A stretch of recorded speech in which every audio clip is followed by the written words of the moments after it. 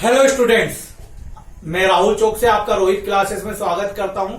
आज एमपी की अपनी फोर्थ क्लास है। क्लियर? फोर्थ क्लास है। हमने अभी तक पढ़ा था एमपी के बारे में कि उसका गठन कैसे हुआ और उसमें कितने संभाग है, कितने जिले हैं। मैप के अकॉर्डिंग पढ़ा कितने बाहरी जिले हैं और कितने आंतरिक जिले हैं, कौन कौन से संभाग में कौन कौन सा जिला आता है। आज हम पढ़ेंगे मध्य प्रदेश का विभाजन। मध्य प्रदेश का विभाजन का एक पार्ट तो हम पढ़ चुके हैं, उसी का एक पार्ट और आएगा इसी में। तो मध्य प्रदेश का विभाजन दो प्रकार से हुआ। पहला विभाजन तो हुआ भौतिक विभाजन या प्राकृतिक विभाजन, और दूसरा हुआ प्रशासनिक विभाजन या मानवीकृत विभाजन। क्लियर? तो हम देखते हैं, इसका एक चार्ट बनाते हैं और डिक्टो चार्ट आपको भी बनाना है। एक क्या हुआ? भौतिक विभाजन। भौतिक विभाजन, और दूसरा हुआ आपका, इसी को भौतिक विभाजन को बोलते हैं प्राकृतिक विभाजन।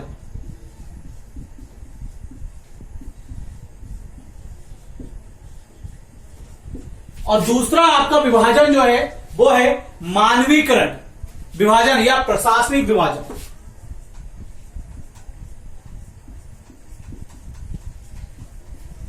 प्रशासनिक विभाजन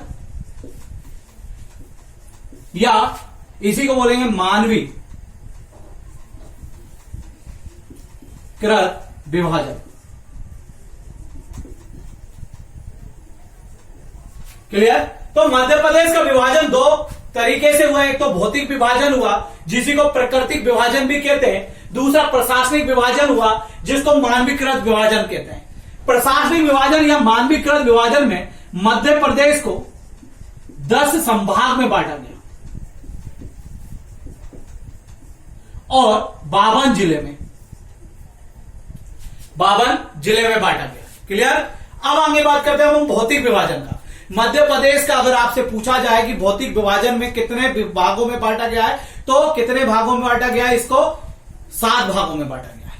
क्लियर? कितने भागों में? 7। मैं इसको बना देता हूं 7। पहला आता है आपका मध्य उच्च प्रदेश। मध्य उच्च प्रदेश बेसिकली 3 भागों में, फिर इसके सब पार्ट्स आते हैं तो 7 भागों में हो जाता है। दूसरा आता है सतपुड़ा।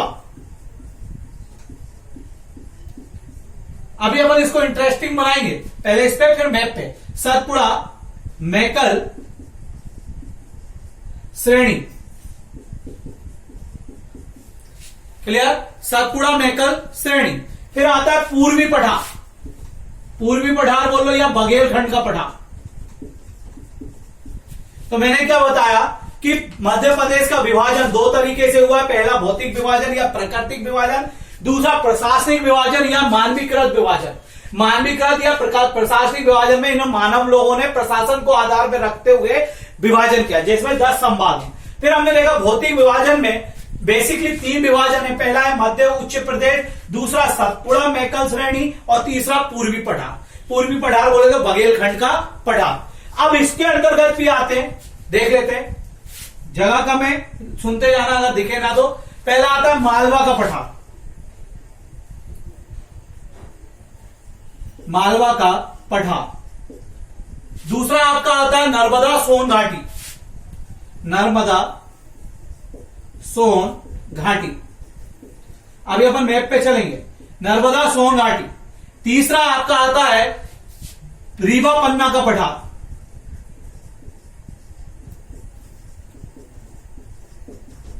चौथा आपका आता है रीवा पन्ना के पठार के बाद बुंदेलखंड का पठार। किसका पठार? बुंदेलखंड का।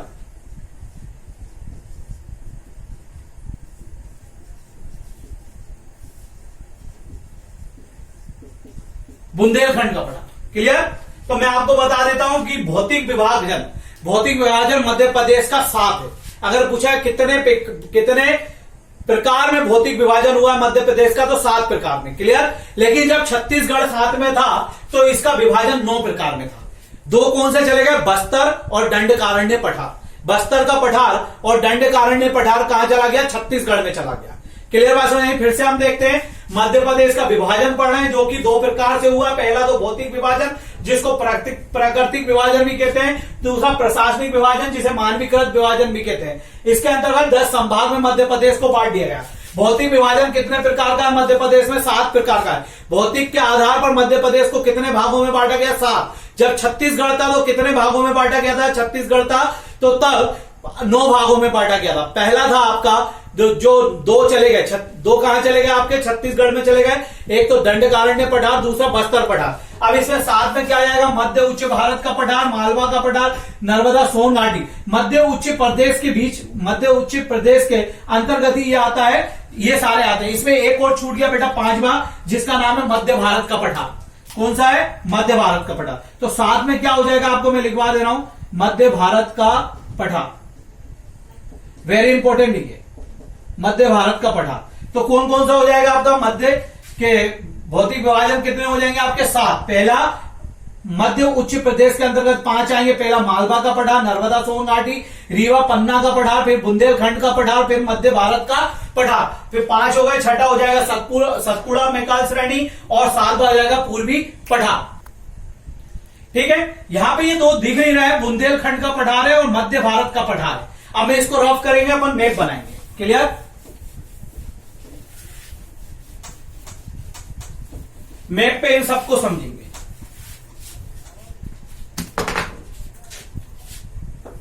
मैप थोड़ा छोटा बड़ा रहेगा, है ना, बोर्ड अपने पास छोटा है।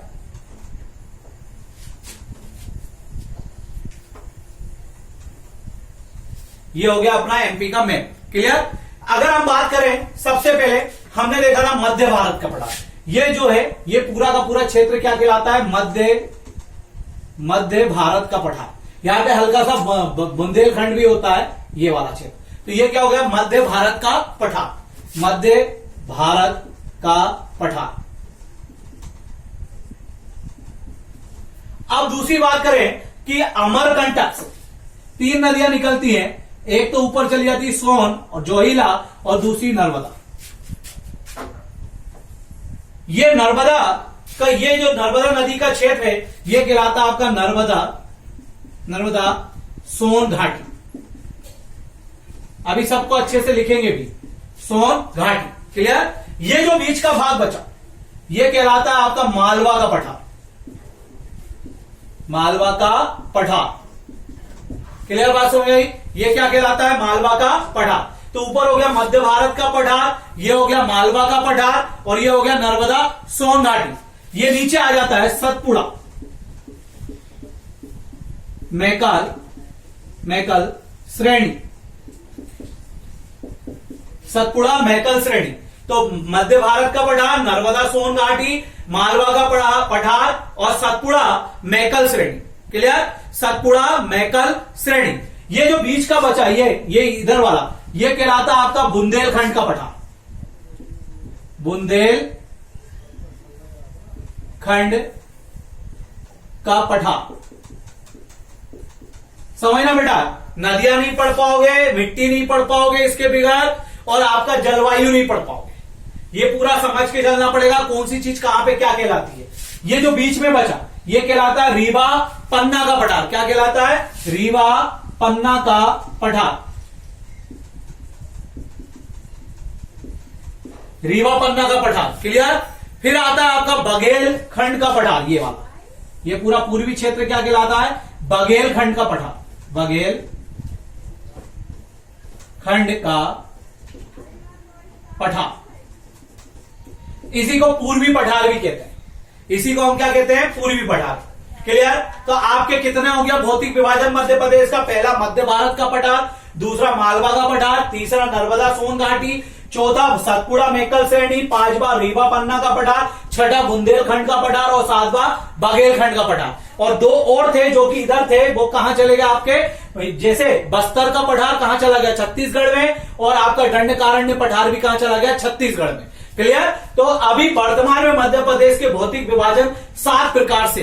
क्लियर? और 7 के हमने नाम पढ़ लिए। अगर हम बात करें मध्य भारत के पठार की बात करें, किसकी बात करें? मध्य भारत के पठार की। तो मध्य भारत के पठार के लिए हम चलते हैं मालवा में। मालवा में एक पहाड़ी है, जाना पाव पहाड़ी, जिससे एक नदी निकलती है जिसका इंदौर जिले में है, जानावा पहाड़ी महू के पास, जिससे एक नदी निकलती है जिसका नाम है चंबल नदी। वो राजस्थान होते हुए यहां से निकलते हुए, यहां से कहां से, 3 जिले, जैसे मान लो हम मान लेते हैं सोयपुर, मुरैना और भिंड, तीनों जिले से होते हुए कहां पहुंच जाती है, यमुना से मिल जाती है, इटावा में। कहां मिल जाती है, यमुना में से।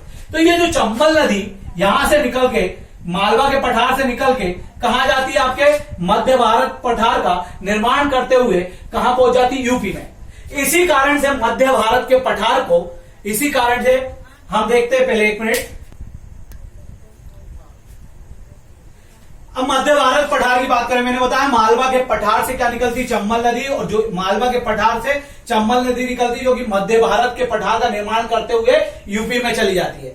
मध्य भारत के पठार को इसी कारण से चंबल का उपाद्र प्रदेश कहा जाता है।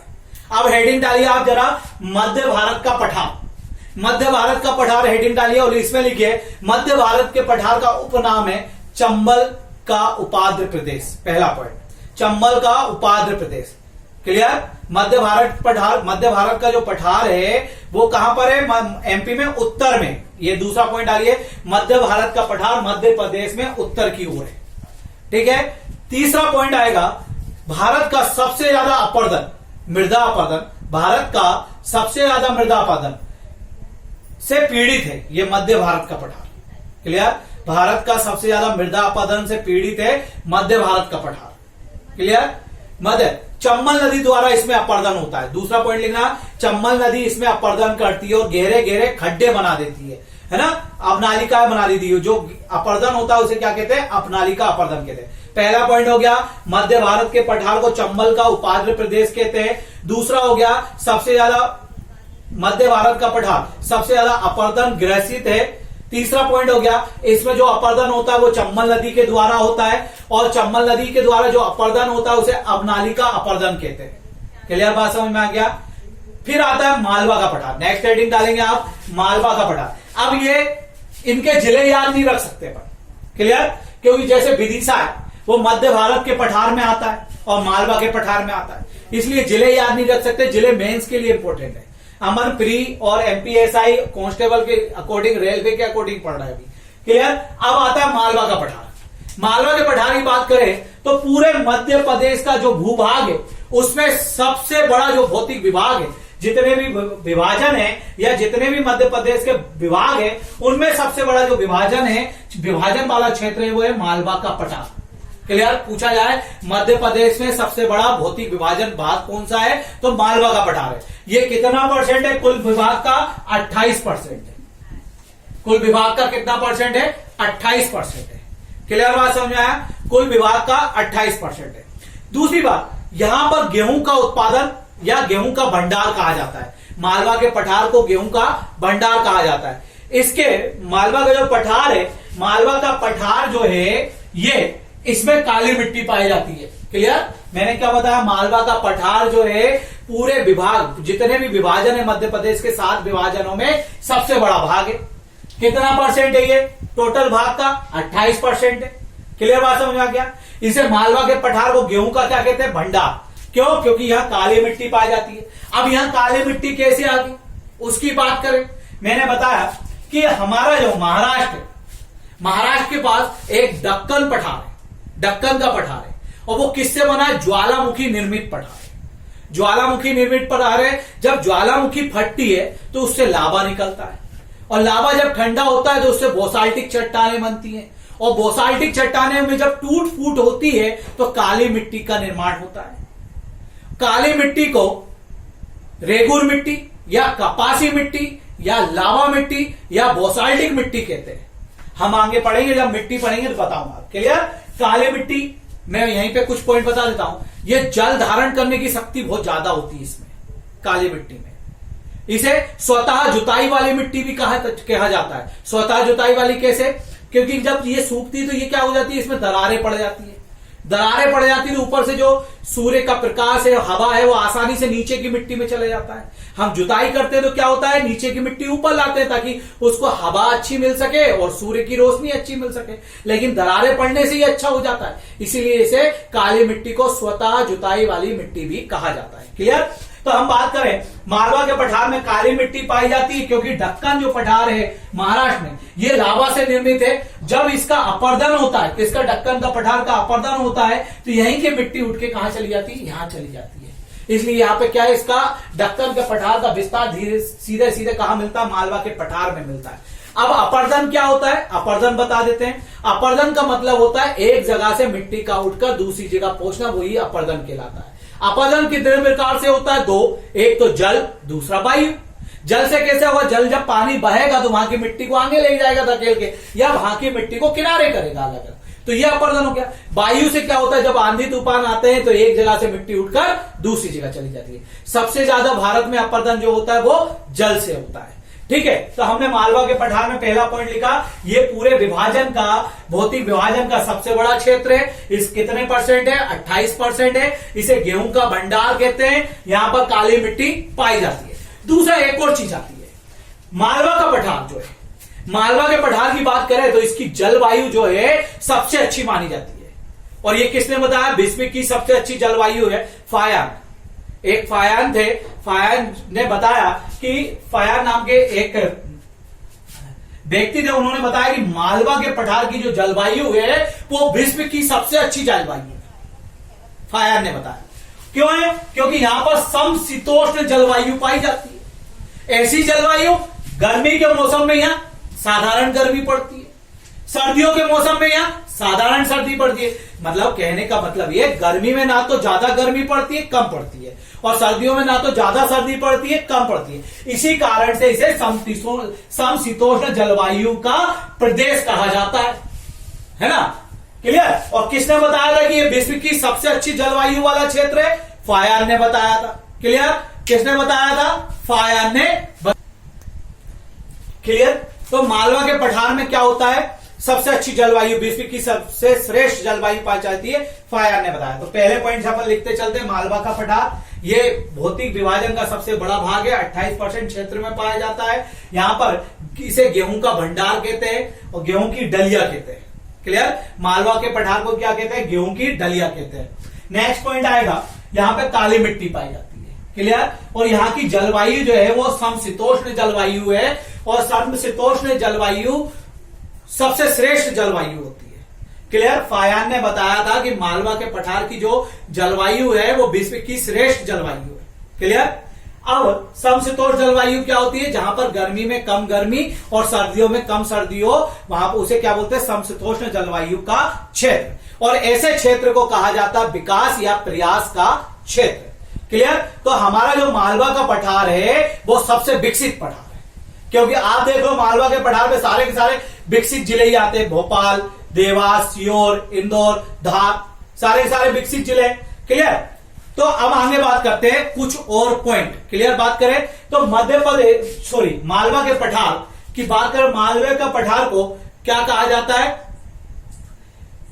गेहूं की डलिया कहा जाता है। क्या कहा जाता है, गेहूं की डलिया। बात समझ में आ गया, गेहूं की डलिया कहा जाता है। एक पॉइंट और मध्य भारत के पठार में लिखना, मध्य भारत के पठार में जो होती है सरसों का पठार भी कहा जाता है। मध्य भारत का जो पठार है उसे सरसों का पठार भी कहा जाता है। वैसे ही मालवा के पठार को क्या कहा जाता है, गेहूं की डलिया या गेहूं का भंडार कहा जाता है। क्या कहा जाता है, गेहूं की डलिया या गेहूं का भंडार कहा जाता है। मालवा के पठार के बिल्कुल बीचों बीच से कर्क रेखा गुजरती है। पूछा जाए कौन से पठार के बीचों बीच से निकलती है मध्य प्रदेश के, तो मालवा के पठार के ठीक बीचों बीच से क्या निकलती है, आपकी कर्क रेखा निकलती है। क्लियर। बात समझ में आ गया। अब आता मालवा के पठार की 3 चोटियां, प्रमुख कितनी चोटियां, 3 है ना। मालवा के पठार की सबसे ऊंची चोटी जो है वो उसका नाम है सिगार। मालवा के पठार की सबसे ऊंची चोटी जो है उसका नाम क्या है, सिगार। इसकी ऊंचाई है 881 मीटर। क्लियर। कितनी ऊंचाई है, 881 मीटर। दूसरी चोटी जो मालवा की पठार की है वो है जाना पाव की पहाड़। क्लियर। जहां से आपकी क्या निकलती है, चंबल नदी, जाना पाव की चोटी। क्लियर। जाना पाव चोटी। क्लियर। इसकी ऊंचाई है 854 मीटर। बस दोनों याद रखना। सिगार सबसे ऊंची चोटी है मालवा के पठार की, जिसकी ऊंचाई है 881 मीटर, और दूसरी है जाना पाव की पहाड़ी जो कि जिसकी ऊंचाई है 854 मीटर। एक और आती है धजाली। धजारी, धजारी चोटी कौन सी आती है? धजारी चोटी। तो मालवा के पठार पे कितनी चोटी हो गई? 3। पहली सिगार, दूसरी जाना पाओ, तीसरी धजारी। सबसे ऊंची कौन सी है भाई? Cigar 881 metre. मध्य भारत के पठार को और क्या कहते हैं? मध्य भारत के पठार को कहते हैं सरसों का पठार, और मालवा के पठार को कहते हैं गेहूं का भंडार या गेहूं की दलिया। अब हम आते हैं नर्मदा सोन घाटी पर। क्लियर? नर्मदा सोन घाटी के अंतर्गत क्या? नर्मदा सोन घाटी की बात करें, मैंने बताया अमरकंटक से 3 नदियां निकलती है, एक नर्मदा, इसी को बोलते हैं नर्मदा सोन घाटी। ये पूरा क्षेत्र आएगा आपका नर्मदा सोन घाटी। नर्मदा सोन घाटी की अगर हम बात करें तो भौतिक विभाजन का यह दूसरा बड़ा भाग है। 28% क्षेत्र में, कितने क्षेत्र में? 26% क्षेत्र में। कितने में बेटा? 26, 28 नहीं बेटा, 26 में। तो ये भौतिक विभाजन का दूसरा, मध्य प्रदेश के भौतिक विभाजन का दूसरा सबसे बड़ा भाग है नर्मदा सोन घाटी। क्लियर? ये कितने भूभाग पर है? 26% भूभाग। सबसे छोटा बघेलखंड होगा, पूर्वी पठार। क्लियर? मैं पहले बता देता हूं, बाद में भी अपन चलेंगे।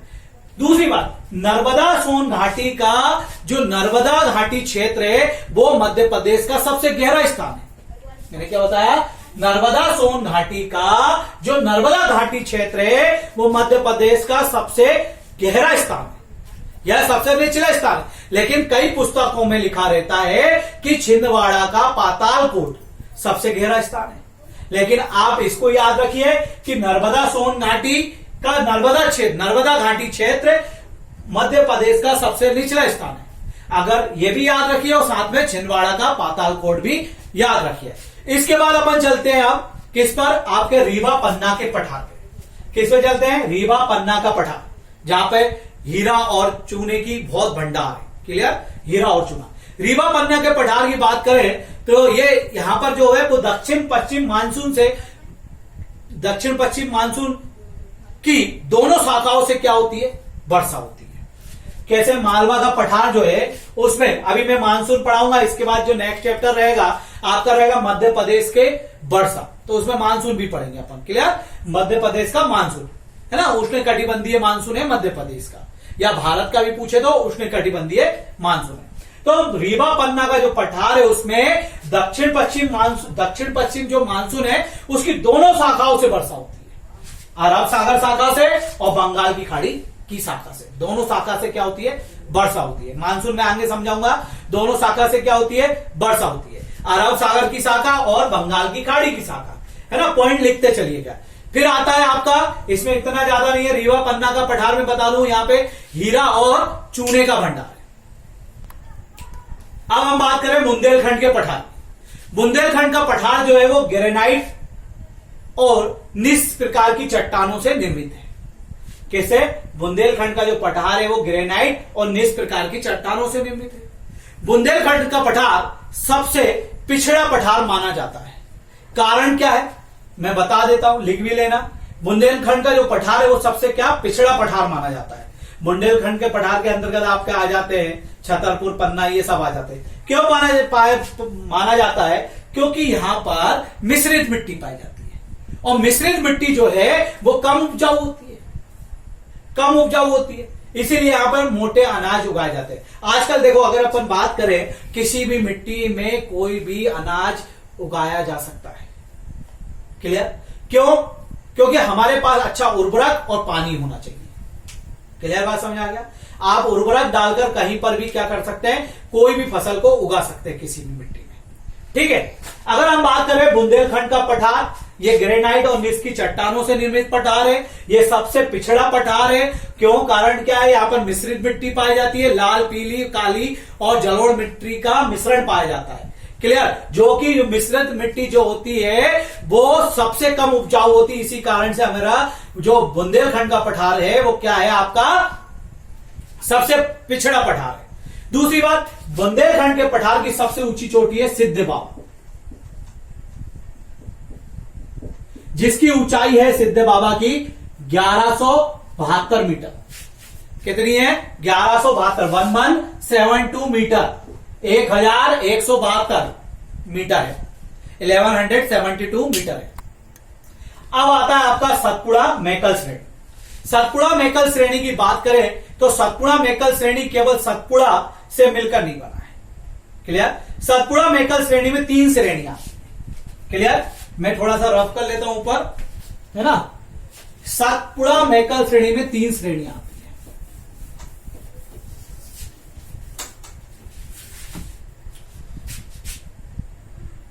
सतपुड़ा मेकल श्रेणी में 3 श्रेणी आती है। एक तो आती है राजपीपला, क्रम से लिखते हैं राज, है ना, क्रम से लिखते हैं राजपीपला श्रेणी। दूसरी आपकी आती है सतपुड़ा श्रेणी। कौन सी आती है? सतपुड़ा श्रेणी।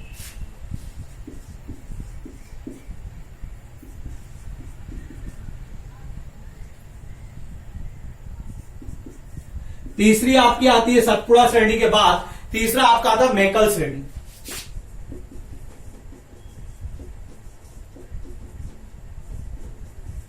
अब हम बात करते हैं, पहला टॉपिक डालिए आप राजपीपला श्रेणी। राजपीपला श्रेणी की बात करें तो ये सबसे पश्चिमी भाग है, मतलब अपना ये जो सतपुड़ा पर्वत ये है, तो इसमें जो ये वाला भाग कहलाएगा, क्या कहलाएगा? राजपीपला श्रेणी।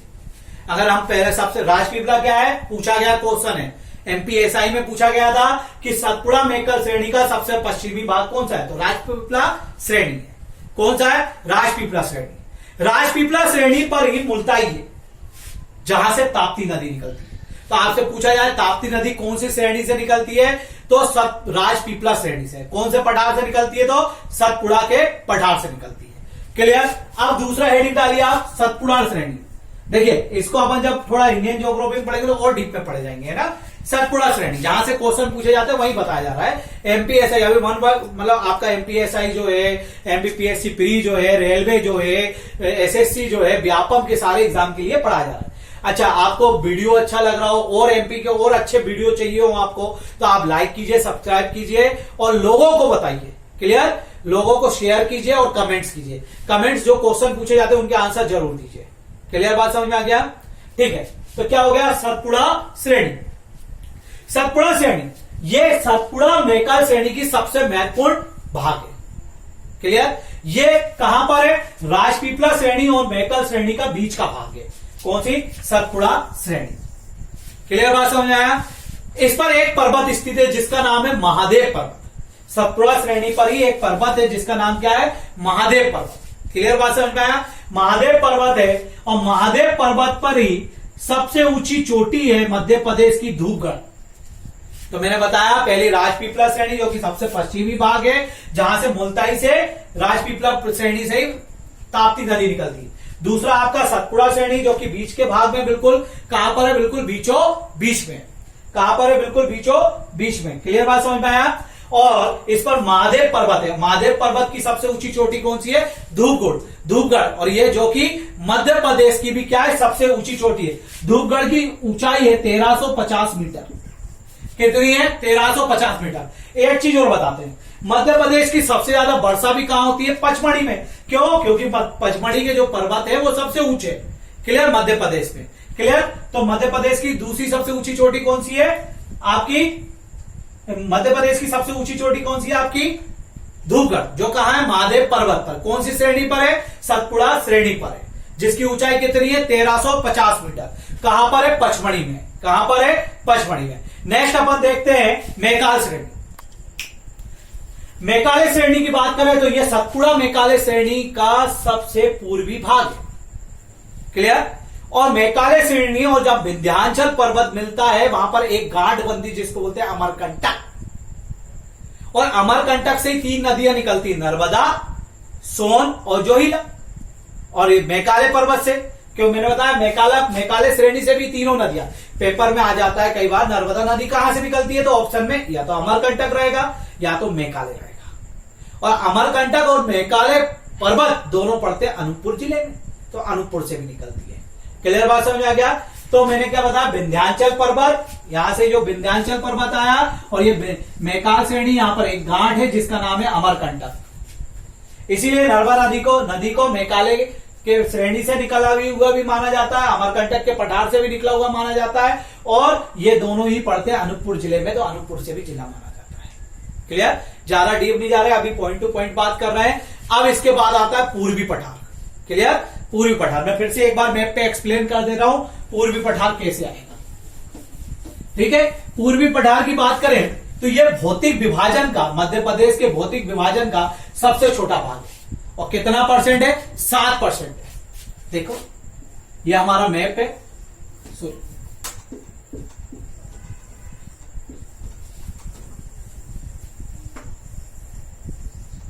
ये मैप है। ये जो भाग था मैंने बताया पहले, ये क्या हो गया? मध्य भारत का पठार, ये मालवा का पठार, ये नर्मदा सोन घाटी, नर्मदा सोन घाटी, ये आपका बुंदेलखंड का पठार, और ये आपका सतपुड़ा, और ये आपका रीवा पन्ना का पठार, ये वाला क्षेत्र। क्लियर? अब ये आता है आपका पूर्वी पठार। पूर्वी पठार मध्य प्रदेश के 7 भौतिक विभाजन में सबसे छोटा भाग है। ये कितने परसेंट पे? 7% भाग पर है। क्वेश्चन पूछा गया कि मध्य प्रदेश का 7 विभाजन में सबसे छोटा भाग कौन सा है, तो कौन सा है आपका? पूर्वी पठार। इसका कुछ भाग तो मध्य प्रदेश में और कुछ भाग का है छत्तीसगढ़ में। बस इतना ही याद रखना है।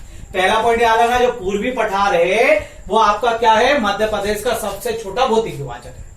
दूसरा पॉइंट याद रखना है, इसका कुछ भाग मध्य प्रदेश में और कुछ भाग कहां है? छत्तीसगढ़ में। करार घाटी इसी के अंतर्गत आती है। करार घाटी क्या? करार घाटी इसी के अंतर्गत आती है। क्लियर बात समझ आया?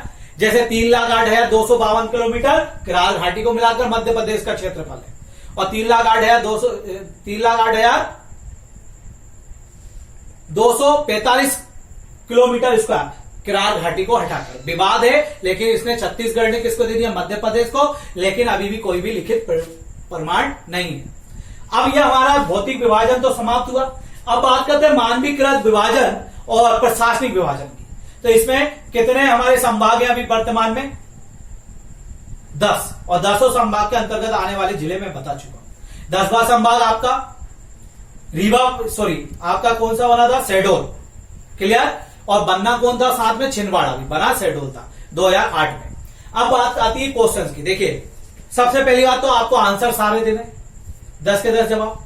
जब आप जवाब देते हो, ज्यादा से ज्यादा लोगों के जवाब आते हैं, तो हमें वीडियो और अच्छे से बनाने में और जल्दी बनाने में इच्छा होती है। क्लियर? तो पहला क्वेश्चन है आपका कि मध्य प्रदेश का भौतिक विभाजन कितने भागों में हुआ जब छत्तीसगढ़ शामिल था? छत्तीसगढ़ के हट जाने पर कौन से 2 भौतिक विभाजन छत्तीसगढ़ के पास गए? सतपुड़ा श्रेणी की तीनों श्रेणियां पश्चिम से पूर्व की ओर क्रम में बताई। सबसे बड़ा भौतिक विभाजन भाग कौन सा है? पठार किसे कहा जाता है? किसने कहा कि मालवा की जलवायु विश्व की श्रेष्ठ जलवायु? भौतिक विभाजन का सबसे छोटा भाग कौन सा है? चंबल का उपाद्र प्रदेश किसे कहा जाता है? चूने का भंडार कहां है? क्लियर? यहां ये क्वेश्चनों को सभी को जवाब देना है। अच्छे से पढ़िए, सब्सक्राइब कीजिए, लाइक कीजिए, शेयर कीजिए और लोगों को बताइए। क्लियर? कमेंट जरूर कीजिए answer. All the best and best of luck.